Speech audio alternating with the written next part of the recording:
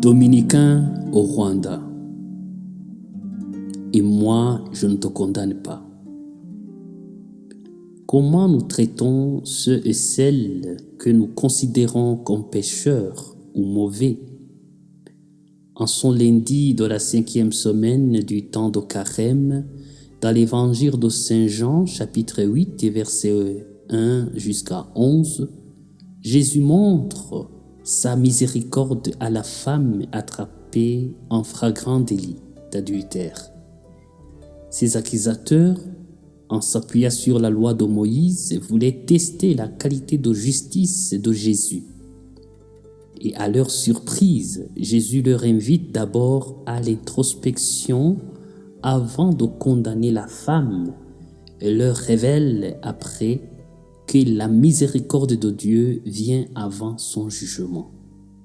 Ce passage nous invite à imiter Jésus dans sa douce manière de traiter les pécheurs. Primons devant les défauts des autres, nous sommes appelés à faire l'examen de conscience avant de juger les autres. Quand Jésus leur a dit que celui qui n'a pas de péché lui jette la première pierre, ils ont fait cet examen de conscience et tout de suite ils ont compris qu'ils étaient eux-mêmes indignes de la juger et de la condamner comme pécheresse.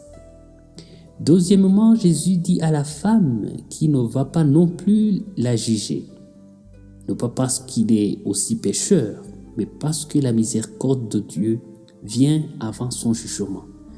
Ensuite, il l'invita à ne plus pécher.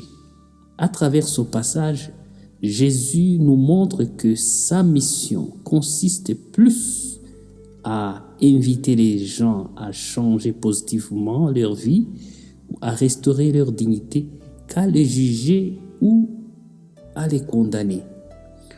Au fond, se sentir saint ou vertueux ne nous autorise jamais à condamner les autres. Aujourd'hui, il est très facile de juger et de condamner quelqu'un pour ses actions, ses vices, sa race ou sa tradition. Cependant, Jésus nous invite à ne pas nous précipiter pour juger ou condamner les autres. Il nous appelle à restaurer la dignité des autres par les gestes de miséricorde et de pardon. Que Dieu nous aide à être miséricordieux envers ceux et celles que nos sociétés, nos familles et nos cœurs condamnent et traitent de mauvais ou de pécheurs, maintenant et pour les siècles des siècles. Amen.